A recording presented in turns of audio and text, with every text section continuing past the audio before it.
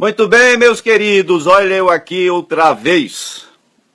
Hoje, dia 23, se eu não estiver enganado, 23 de junho de 2016, nós estamos aqui para transmitir, fazer uma transmissãozinha ao vivo, rápida, aqui, agora é o momento da palavra do Senhor. E então, nós iremos meditar onde está aqui, Isaías, no capítulo 6. Quem achou aí, Isaías 6, vou esperar que você encontre Isaías capítulo 6, ok? Isaías 6, Isaías 6, Isaías 6.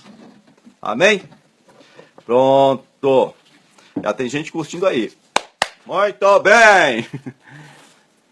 A alegria do Senhor é a nossa força, queridos. É um motivo de muita alegria estarmos aqui, sabendo que o Senhor tem nos abençoado esse dia. É um dia que nunca irá mais se repetir em nossas vidas.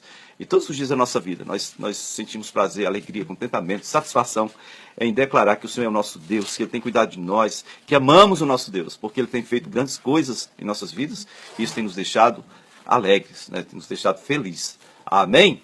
Bom, queridos, queridas e queridos, vocês que me ouvem e que já encontraram aí o livro do profeta Isaías, no capítulo 6, no versículo 1.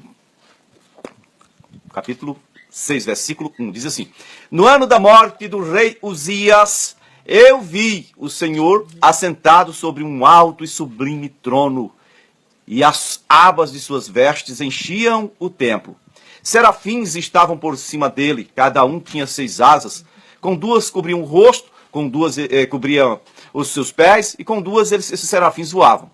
Versículo 3 diz: Clamavam uns aos outros, dizendo: Santo, Santo, Santo é o Senhor dos exércitos. Toda a terra está cheia da sua glória. As bases do limiar do templo, claro, se moveram à voz daquele que clamava, e a casa se encheu de fumaça, fumaça da glória de Deus. A mesma fumaça que os sacerdotes viram, né, quando o templo foi inaugurado, na época que Salomão ofereceu grande sacrifício. Então eles se agarravam naquelas colunas e só diziam: o Senhor é bom e a sua misericórdia dura para sempre. Olha, então eu quero que você observe bem o versículo 5 desse capítulo 6 do profeta Isaías. Diz assim: Então disse eu: ai de mim, estou perdido, porque eu sou um homem de lábios impuros, habito no meio de um povo de impuros lábios, e os meus olhos viram o Rei. Os meus olhos viram o Rei, o Senhor dos exércitos. Então, um daqueles serafins, né, que Isaías viu voando, com 6 asas, um daqueles voou para mim, diz Isaías, trazendo na mão uma brasa viva que tirara do altar com uma tenaz, com pega-brasas, né? E com a brasa tocou a minha boca e me disse: eis que ela tocou os teus lábios, a tua iniquidade foi tirada. A brasa, né, tocou os lábios de Isaías, e foi perdoado o teu pecado. Depois disso eu ouvi a voz do Senhor que dizia: a quem enviarei? Quem há de ir por mim ou por nós? Disse eu: eis-me aqui, envia-me a mim. Amém, queridos? É uma palavra simples, conhecida, uma palavra bênção pura para nossas vidas. Mas uma coisa interessante que eu quero salientar essa tarde para todos nós observarmos aqui, meus amados, é o seguinte: quem já leu aí o livro todo do profeta Isaías? Se você já leu pelo menos uma vez o livro de Isaías, ou que não tenha lido todo, tenha lido esses 6 capítulos, do primeiro capítulo ao 6º capítulo, você vai ver até o capítulo 5. As sentenças, os julgamentos, né, que ele profere como profeta de Deus. Ele está sendo usado por Deus ali. Ai da nação tal, ai dessa nação, ai daquela nação, porque fizeram isso, e o Senhor irá fazer isso, né, com elas. Mas quando chega aqui no capítulo 6, do livro do profeta Isaías, ele não fala ai dessa nação ou daquela nação. Ele diz: ai de mim, né? Ai de mim. Agora, a parte inicial, aí no versículo 1, tem outra coisa interessante que eu gostaria de frisar aqui para vocês. No ano que morreu, ou no ano da morte do rei Uzias, olha aí, no ano em que morreu Uzias, diz a outra tradução, eu vi o Senhor. Israel passava por um tempo muito difícil, né, com relação à presença de Deus. Uzias, nós sabemos pela história quem foi. Ele foi um rei, de certa forma ele desafiou a autoridade do Senhor, ele querendo oferecer sacrifício, exercer uma atividade que era só para os sacerdotes. Ele fez isso, mesmo que um sacerdote repreendeu ele disse: não, ele continuou ali fazendo aquele sacrifício, e ao invés de Deus aceitar de bom grado o sacrifício dele, o Senhor o puniu né, o Senhor colocou ele leproso, fez com que ele ficasse leproso. Então ele estava ali, enquanto Uzias estava leproso, a lepra naquela época tinha mais essa conotação de pecado do que hoje, né?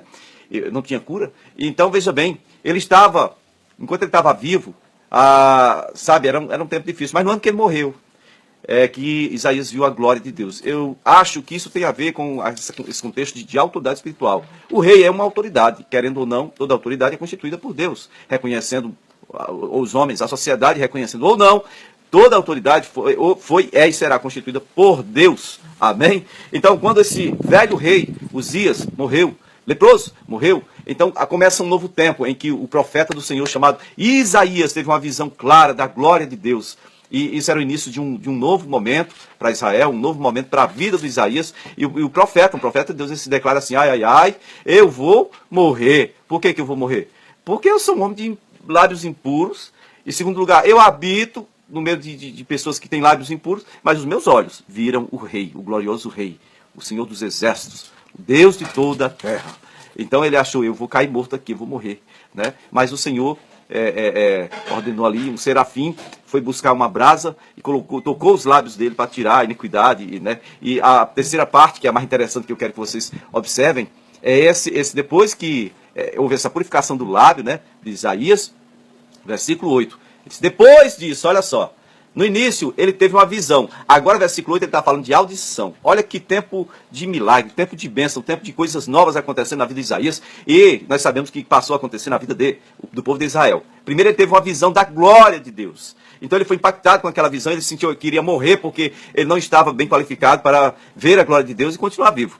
E o Senhor deu um jeito dele permanecer, né? Então o versículo 8 diz assim: depois disso, depois que eu vi, depois que eu fui purificado, então eu passei a ouvir. Eu ouvi uma voz, ou a voz do Senhor, que dizia: a quem enviarei? E quem há de ir por nós?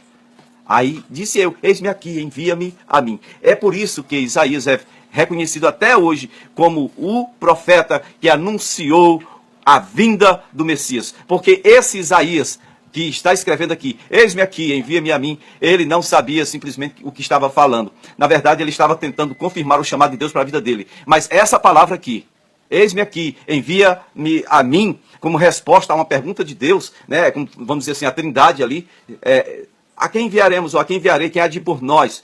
Quem dá essa resposta para o Pai é Jesus. Jesus disse para o Pai: eis-me aqui, Pai, envia-me a mim.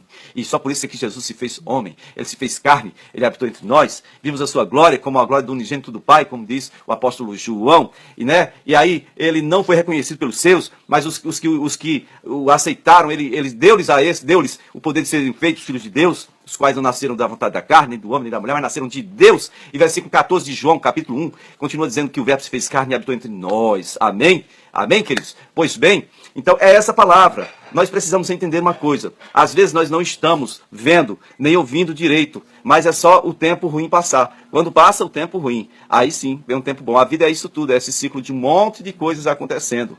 Não é uma coisa só. Nós temos o amargo e temos o doce, nós temos o choro e nós temos a alegria, o contentamento e sabe, o estar descontente, né? Nós temos, sabe, as boas lembranças e as más lembranças. Nós temos, sabe, as coisas que foram bem feitas e as coisas que foram mal feitas. Nós temos o tempo de chorar, o tempo de rir, o tempo de amar, o tempo de odiar, o tempo de matar, o tempo de... Diz Eclesiastes, né? Capítulo, não sei agora. Capítulo 3, não sei. Bom, há tempo para todo propósito, né? Debaixo dos céus. E eu queria que nós pudéssemos hoje reconhecer o seguinte: estamos vivendo em um tempo em que Deus irá fazer alguma coisa, irmãos. Porque eu nunca vi um tempo tão ruim, principalmente para o povo. Não é para mim que eu estou dizendo. Não é para mim. Eu estou bem. E pode ter a crise que tiver aí nesse país. Nosso país aí é um país lascado. Me perdoe a expressão. É um país lascado comparado aos outros. Mas é lascado porque tem gente muito sabida que sempre roubou e sempre fez o que não prestava aqui, né? É desse jeito aí. Mas então, independente da crise que venha a acontecer, eu estou bem, eu estou em Cristo. Nada pode me arrancar das mãos dele. Mas eu digo um tempo ruim de forma geral para o nosso povo. Nós queremos crer que o Senhor irá fazer algo novo.